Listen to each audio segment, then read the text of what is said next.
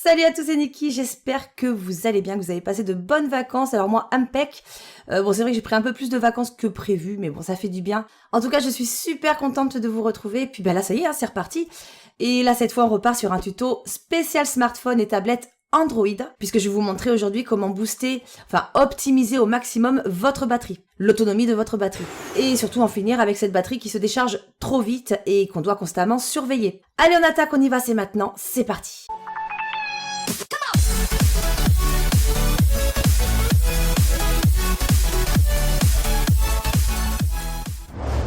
Alors déjà, il faut savoir qu'il y a plusieurs idées reçues sur les batteries.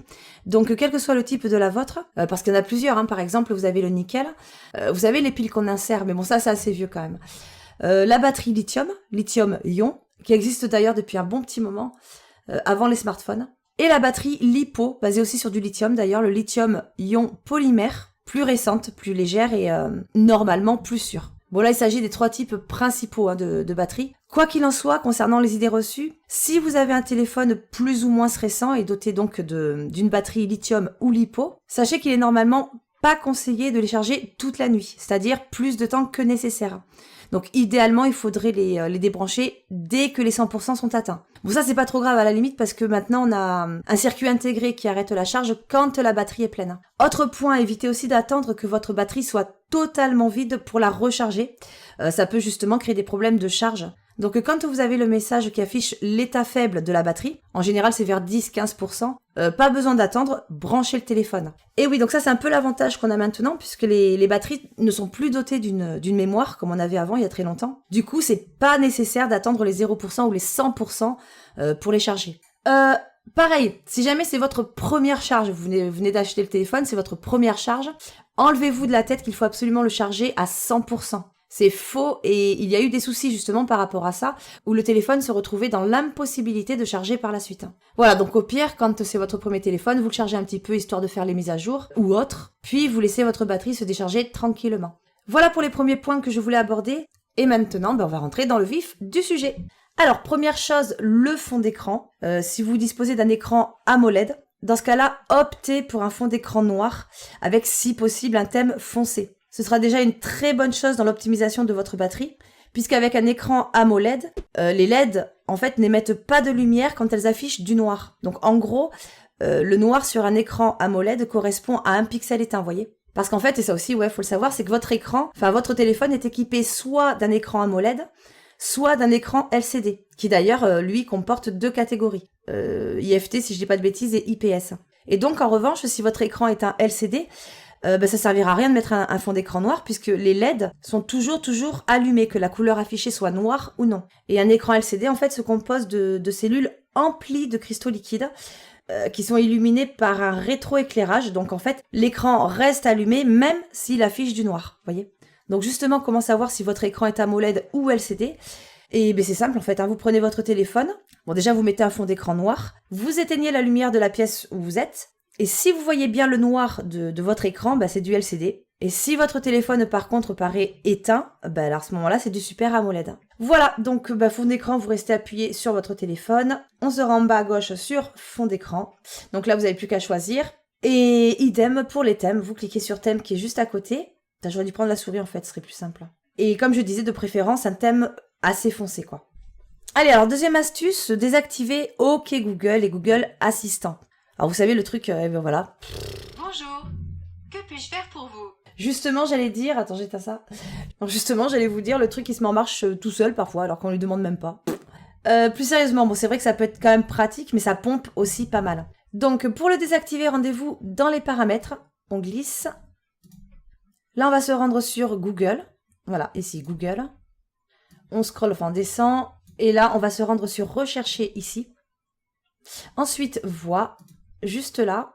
Et après, ça dépend, soit vous aurez OK Google, je crois, ou Voice Match. Oh purée, c'est pas vrai. Voilà. Ou Voice Match. Donc vous cliquez ici. Et plus qu'à désactiver. Voilà, à partir de là. Pareil ici, je désactive. Et voilà. Troisième astuce, évitez d'utiliser la luminosité automatique. Alors ça paraît utile, c'est vrai, mais ça se règle pas toujours de la manière dont vous en avez besoin. Et ça peut parfois être bien plus brillant que ce qui est nécessaire. Alors le mieux est de régler la luminosité manuellement, de façon plus faible, mais suffisante, hein, et de l'intensifier quand vous en avez besoin. Puis là, il faut savoir qu'on a un impact direct sur la batterie puisque l'écran est l'élément qui consomme vraiment le plus d'énergie. Alors, on revient sur paramètres. Ensuite, on se rend sur affichage ici, luminosité automatique. Donc moi, c'est désactivé. Vous, il sera activé normalement, donc vous le désactivez. Alors vous, ce sera peut-être pas affiché de cette façon-là, ce sera peut-être adaptation de la luminosité ou quelque chose comme ça. Et voilà, donc vous réglez cette petite barre manuellement. Quatrième astuce qui consiste à désactiver le vibreur et la technologie haptique. Alors deux choses dont on peut totalement se passer et qui en attendant en plus bouffent de la batterie. Le vibreur pour les appels entrants, donc là c'est dans paramètres. On va rechercher son et vibration. Voilà, c'est là. Son et vibration, ici. Vibreur et sonnerie, donc c'est là. Donc ça, moi je l'ai désactivé, vous le désactivez également. Et pour le retour haptique, alors qui est en fait la rétroaction linéaire tactile. Donc vous savez, les vibrations qu'on ressent quand on passe le doigt sur l'écran parfois. Ben c'est ça. Donc ça pompe aussi. Donc on désactive. Alors là on est dans... Je reviens, ouais. Son et vibration, on revient dessus. Un petit peu plus bas, vous avez intensité des vibrations, ici. Vous n'aurez peut-être pas tout à fait la même chose. Hein. Pour vous, ce sera peut-être autre son. Ouais, c'est possible. Si vous avez autre son, vous cliquez dessus aussi. Hein. Et une fois dans autre son, vous pourrez désactiver toutes les options. En tout cas, si vous avez intensité des vibrations, alors ici, on va diminuer au maximum retour vibration. Voilà. Ici aussi, c'est pas la peine. On va dire que ça, c'est le principal. Après, libre à vous de désactiver également cela. Notification et appel entrant. Voilà, on revient en arrière. Et là, vous descendez. Donc ici, retour vibration, on va désactiver. Vous pouvez désactiver tout ça. Alors ça, je ne désactive pas, j'aime bien. Hop, celui-là et celui-là. Son et vibration du clavier. Et voilà, donc là, c'est pas mal. Astuce 5, désactiver la géolocalisation, à savoir que de nombreuses applications vous localisent en permanence. C'est une fonction assez gourmande en ressources aussi, donc à désactiver. Donc si vous faites glisser ici, vous l'avez directement. Voilà. Voilà, donc là, vous avez la position, bah, vous le désactivez. Astuce 6, sachez que les réseaux 3G, 4G adorent siphonner votre batterie, bien plus que le Wi-Fi d'ailleurs. Donc dès que vous n'en avez pas besoin, pensez à désactiver la connexion de données, juste là. Pareil pour le Wi-Fi. Perso, moi j'active uniquement en cas de besoin. Puis là, c'est pas qu'une question de batterie, c'est aussi une question d'onde. Hein. On sait très bien que c'est pas forcément bon. Ensuite, numéro 7, je vous déconseille aussi de laisser votre téléphone allumé toute la nuit. Alors si vous n'avez pas envie de l'éteindre, vous pouvez très bien le passer en mode avion, c'est très bien. Moi, c'est ce que je fais aussi tous les soirs. Grosse économie de batterie, puis c'est aussi un petit peu mieux quand même pour la santé. Numéro 8, idem pour le Bluetooth et le NFC. Alors même si ça consomme assez peu d'énergie, inutile de les laisser activer quand vous n'en avez pas besoin, hein, tout simplement. Le Bluetooth, c'est celui-là, on désactive. Et le NFC, il est là. Alors un NFC, pour ceux qui ne savent pas, ça sert à échanger des données en fait. Échanger des données à moins de 10 cm entre deux appareils qui sont équipés de ce dispositif. Donc transfert de fichiers, photos, vidéos, etc. Et bon, il a d'autres fonctions, mais en gros, c'est ça. Astuce 9, les Google Play Services, qui consomment aussi pas mal. Alors par exemple, quand une application Android a besoin d'utiliser votre GPS, eh bien en fait, une demande d'autorisation est envoyée directement auprès de Google Play Services, et non pas à vous. Et du coup, c'est celui-ci qui se permettra de l'activer, d'activer le GPS. Donc pour empêcher Google Play d'activer le GPS quand une appli le demande, eh bien on se rend dans stockage, paramètres avant bien sûr. Et là, on se rend donc, voilà, maintenance de l'appareil, ici là. Batterie, et vous allez simplement cliquer sur économie.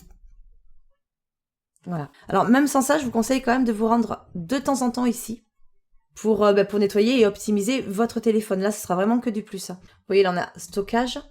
Hop, vous nettoyez. Idem mémoire.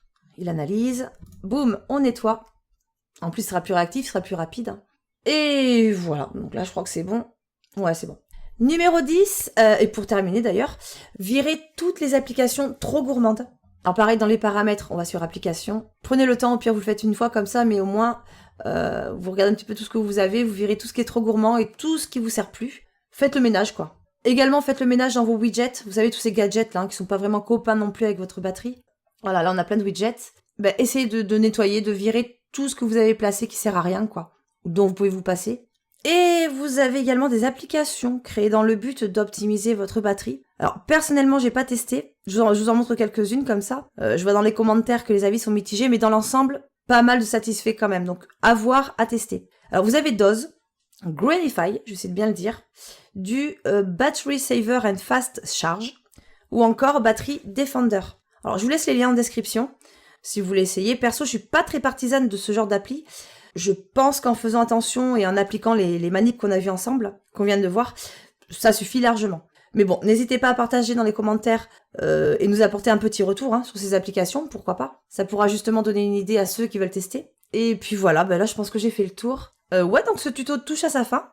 Comme d'hab, j'espère qu'il vous aura été utile, que ça vous aura plu. N'hésitez pas à me proposer votre vidéo, sachez que je publie votre vidéo une fois par semaine sur mon site web, alors plus d'infos juste après, restez jusqu'à la fin. Je compte sur votre petit like, ça me ferait vraiment très plaisir, n'hésitez pas à vous abonner en pensant à la petite clochette pour rester informé de ce que je fais. Moi en attendant, je vous fais plein de gros bisous mes petits winners et je vous dis à très vite pour une prochaine vidéo.